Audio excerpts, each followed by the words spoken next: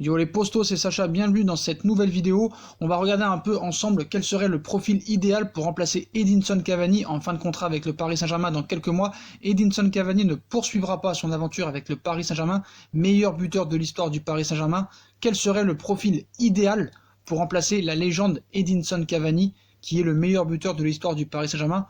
On commence avec Dries Mertens, la meilleure gâchette du Napoli. Dries Mertens, son nom résonne dans toute l'Italie actuellement, et pour cause, l'attaquant affiche des statistiques impressionnantes. Il fait aujourd'hui assurément partie des meilleurs à son poste en Serie A. Il est devenu, cette saison, le premier joueur en 42 ans à réaliser un triplé durant 2 semaines d'affilée, mais aussi le 3e étranger en Serie A à marquer un hat-trick en 9 minutes. Dries Mertens compose désormais avec les plus grands en affichant 23 buts et 11 passes décisifs au compteur. Même si les Napolitains affichent pas une très grande saison cette année, ils sont quand même en 8e de finale de Ligue des Champions et ont fait un très beau match contre le FC Barcelone, et ils le doivent en grande partie à l'international belge. Rapide et généreux dans l'effort, son apport offensif use les défenses adverses. Son nom est régulièrement cité sur les tablettes des plus grands clubs européens. Le média italien Il Mattino révèle que José Mourinho aurait coché son nom pour renforcer Tottenham la saison prochaine s'il y avait un départ de Harry Kane. Preuve de plus, s'il était nécessaire, que Mertens fait office de valeur sûre, mais le joueur de 30 ans a connu une éclosion assez tardive qui s'explique par de nombreux éléments. Il a l'âme d'un guerrier. Rien n'a été facile pour Mertens, sa réussite est due en grande partie à un mental d'acier. Si le Belge fait aujourd'hui la une des journaux italiens, il a dû passer par de nombreux échecs avant de connaître la consécration. Le football physique pratiqué en Belgique ne me convenait pas trop, au contraire du football néerlandais, plus technique, plus axé sur la combinaison, disait-il. Son style de jeu, lui, a fermé des portes au début de sa carrière dans son pays d'origine. Le football physique pratiqué en Belgique ne me convenait pas trop, au contraire du football néerlandais, plus technique, plus axé sur la combinaison. Aux Pays-Bas, la porte est toujours ouverte pour les jeunes. Je ne sais pas comment les mentalités évoluent, mais il faudrait s'inspirer de cet exemple néerlandais et ne pas toujours aller chercher ailleurs ce que l'on a parfois sous la main. Ce n'est pas uniquement une question de formation, mais plutôt d'accorder une chance aux jeunes joueurs, expliquait-il en août dernier, expliquait-il. Mertens a donc dû s'expatrier pour être reconnu à sa juste valeur. Après 2 saisons en D2 néerlandaise, il est élu meilleur joueur du championnat lors des saisons 2009-2011. Il monte logiquement à l'échelon supérieur en signant à Utrecht, puis enfin au PSV en 2013, il explose et marque 43 buts, toutes compétitions confondues, en 2 saisons. Le choix d'être parti aux Pays-Bas pour parfaire sa formation lui a donné raison. La Belgique n'a pas voulu de lui à ses débuts. Aujourd'hui, l'Italie est à ses pieds. Ils en sont tous fans. La presse italienne ne cache plus son admiration envers le prodige belge. Le Corriere dello Sport titrait même récemment Diego Armando Mertens, en référence à l'idole argentine de Naples, Diego Maradona. Ce dernier est également très admiratif des prouesses du petit attaquant, où il a cité « Mertens me rend fou ». Il me rend fou. Pourquoi lui en particulier? Il a tout. Un bon dribble, il sait jouer, se fondre dans un collectif et possède un bon tir à distance. Il doit le faire plus souvent et jouer plus souvent. Constatait l'Argentin il y a quelque temps, le président du Napoli est sur la même ligne quand il s'agit d'évoquer le cas de Dries Mertens, en par exemple le comparant à Gonzalo Higuaín. Il cite Gonzalo Higuaín marque peut-être plus de buts, mais Mertens a plus de qualité, donne beaucoup de passes décisives et est moins égoïste, déclarait il y a peu Aurelio De Laurentiis. Reste à savoir désormais si les Napolitains arriveront à conserver leurs pépites lors du prochain mercato estival. En tout cas, de mon point de vue, ce serait peut-être un bon remplaçant à Edinson Cavani. Un autre joueur qui pourrait être susceptible de remplacer Edinson Cavani et que le Paris Saint-Germain s'y intéresse, c'est Wissam Ben Yedder, véritable attaquant de poche. De par sa petite taille, Ben Yedder est un joueur possédant un large éventail technique. Tirant profit de sa formation en futsal, il se montre à son aise dans les dribbles et les petits espaces. Qualité aperçue dès sa jeunesse, solide, il n'hésite pas à percuter les défenses et les mettre à mal par sa vitesse et ses gestes techniques. Droitier, Wissam Ben Yedder est à l'aise des 2 pieds, qui serait dû à sa poursuite du football malgré une entorse et à un plâtre au pied droit durant son enfance. Wissam Ben Yedder peut évoluer sur tous les fronts de l'attaque, aussi bien en pointe qu'en milieu offensif, devant le but. Il se montre bon finisseur, sa vision du jeu et son sens du collectif lui permettent de donner des passes précises à ses coéquipiers. Néanmoins, ses faiblesses résident dans son jeu aérien ainsi que son apport défensif. Comme je l'ai dit dans certaines vidéos, c'est un peu le même style que Cavani, mais peut-être un peu moins d'efforts défensifs, même s'il essaye d'en faire souvent. Mais voilà, il est très efficace devant le but, et pour moi, c'est une valeur sûre au niveau de l'attaque, et ça pourrait être un bon complément à Monsieur Mauro Icardi, et je pense que Wissam Ben Yedder serait aussi un très bon choix pour remplacer Edinson Cavani pour la saison prochaine. Mon autre choix se porte sur Ciro Immobile. Cela a été en général des saisons compliquées en Allemagne au début de sa carrière quand il est arrivé en 2014 au Borussia Dortmund. Certains joueurs sont rentrés tardivement à l'époque à cause de la Coupe du Monde. Pendant la préparation, beaucoup de joueurs étaient blessés et c'était donc difficile d'établir le style de jeu de Ciro Immobile et de l'équipe du Borussia. Il n'a pas eu beaucoup de chance de s'adapter et s'intégrer à la façon de jouer au Borussia Dortmund. Cette saison de Dortmund n'avait pas été aussi bonne que prévu. Immobile était d'ailleurs loin d'être le seul problème du club de cette année-là.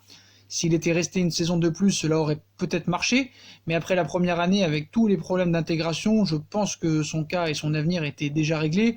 Klopp l'avait dit lui-même, c'était dur pour un attaquant de s'adapter à une équipe qui ne fonctionnait pas, nous avait-il glissé à l'époque, des circonstances atténuantes donc, avec notamment un changement de coach et l'arrivée de Thomas Tuchel à l'époque, qu'on connaît bien, des problèmes d'adaptation et de concurrence à Dortmund et Séville, mais cela n'explique pas tout, le Transalpin non plus n'a pas forcément fait tout son possible, il s'est plaint que personne dans le vestiaire du Borussia à l'époque ne l'a invité pour un dîner à l'époque, le principal problème c'est probablement qu'il ne comprenait pas l'allemand. Klopp l'avait autorisé à avoir un traducteur, donc il pouvait comprendre, mais quand Tuchel est arrivé, cela n'existait plus. Je pense que les problèmes hors terrain se sont répercutés sur le terrain après pour lui. Quand tu ne parles pas la langue, que tu n'es pas intégré dans l'équipe, c'est difficile de s'adapter à un nouveau pays et un nouveau championnat. Avait confié un peu un confrère à l'époque qui avait suivi Ciro Immobile. Il a été très critique envers lui-même, disant même dans une interview qu'il aurait pu faire mieux, des torts partagés en somme pour une romance qui n'a jamais pris dans la roue en Allemagne. Pour se relancer, le goléador a décidé de rejoindre l'Espagne et le FC Séville à l'été 2015, mais aussi sous les ordres d'un autre coach du Paris Saint-Germain qu'on connaît bien, Unai Emery. Il allait là encore rencontrer des difficultés. Ciro Immobile a eu à Séville le même problème qu'un certain Lago Aspas. À l'époque, Unai Emery ne jouait qu'avec un seul attaquant, Carlos Bacca, et n'en laissait qu'un autre, Kevin Gamero, sur le banc de touche. Ces deux-là marchaient très fort, alors Ciro n'a pas vraiment eu de sa chance, nous raconte un ancien journaliste espagnol. 6 petits mois, 15 apparitions, toutes compétitions confondues, 4 réalisations, et puis s'en aller en janvier 2016, et avant qu'il ne perde de sa valeur marchande, Monchi a décidé de le vendre, a indiqué les confrères, un prêt de 6 mois au Torino allait le remettre en selle, 5 buts en 14 apparitions en Serie A, avant un transfert définitif à la Lazio de Rome, où là vraiment il va exploser, surtout cette saison.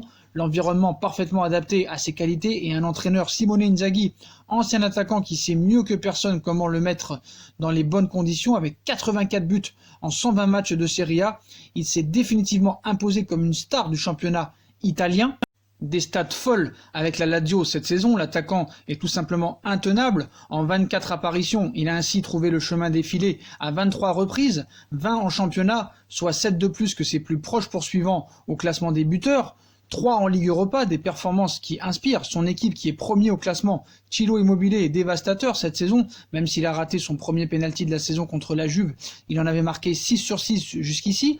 En tout, il en est à 23 buts en 22 apparitions, la Lazio joue pour lui. Un joueur comme Luis Alberto le connaît par cœur, l'Espagnol est d'ailleurs le meilleur passeur en Europe, il est incontestablement en lice pour le soulier d'or. Immobile est le joueur à avoir atteint le plus rapidement la barre des 100 buts avec la Lazio, 105 30 passes décisives en 152 matchs avec la Lazio, ce sont des chiffres très importants, nous a résumé Valerio Macangeli, journaliste pour Città Celeste, site d'information dédié à la Lazio de Rome, une plénitude retrouvée. Il a retrouvé son niveau d'il y a 2 ans, au cours de laquelle il avait inscrit 29 buts en 41 matchs, toutes compétitions confondues, il y a 2 ans. Ses temps de passage actuels laissent présager une autre très grande saison de sa part, nous a expliqué Marcangeli, précisant que les Romains tenaient en très haute estime leur numéro 17 sous contrat jusqu'en juin 2023. Selon ses performances à venir d'ici la fin de saison, la Lazio l'évalue entre 50 et 60 millions d'euros.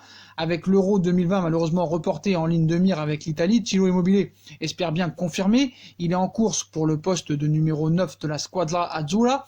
Seulement la Nazionale joue en 4-3-3 et pas en 3-5-2 comme la Lazio. Mancini hésite entre Andrea Bellotti du Torino et Immobile.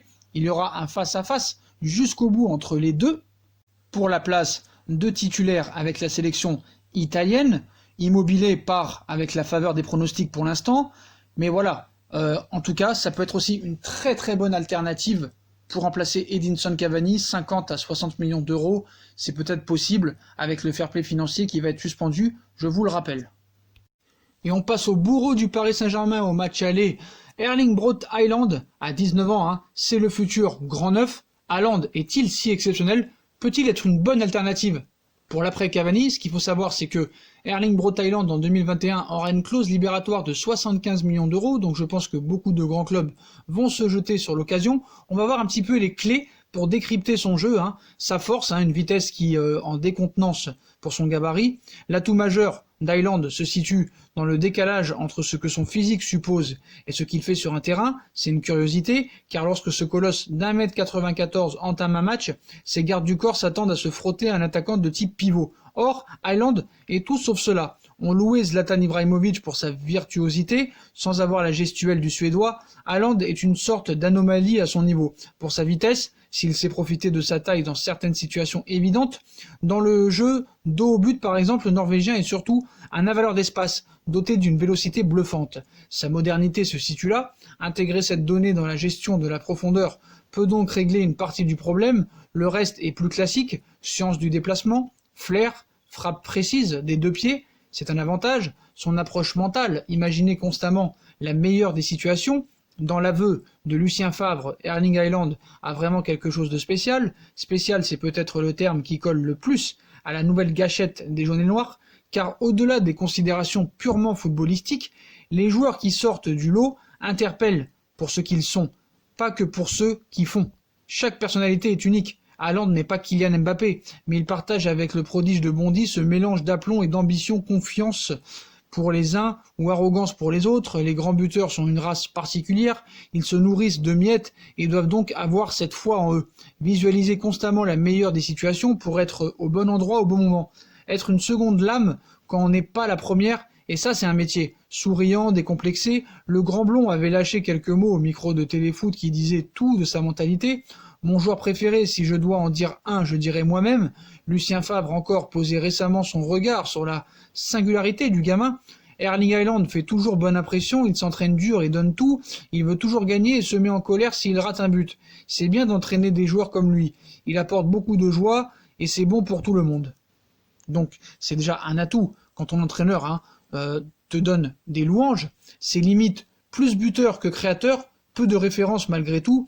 Dans la jeunesse de son histoire, rappelons tout de même qu'Erling Haaland bénéficie d'un double effet de surprise, une fausse lecture de son jeu donc, et un choc plus global, inhérent à son entrée dans les paysages. Lorsqu'un attaquant manque de référence, ses adversaires manquent de repères.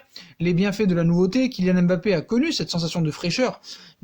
Mais depuis plus de 2 ans maintenant, le prodige de Bondy parvient à maintenir un niveau de performance vertigineux en se coltinant des marquages extrêmement serrés, c'est une autre affaire. Et puis les références les plus éclatantes du buteur sont récentes, y compris son monopulé lors du mondial U20, qui date du printemps dernier. Dans sa vie d'adolescent, Haaland n'a jamais eu la cote d'un Neymar ou d'un Mbappé, il y a des raisons factuelles à cela, autres que sa nationalité. Débauché au Red Bull Salzbourg pour un chèque de 20 millions d'euros, le Norvégien sait faire beaucoup de choses, mais dans son registre seulement celui d'un joueur de bout de chaîne, sa créativité par le dribble ou la passe est beaucoup plus limitée.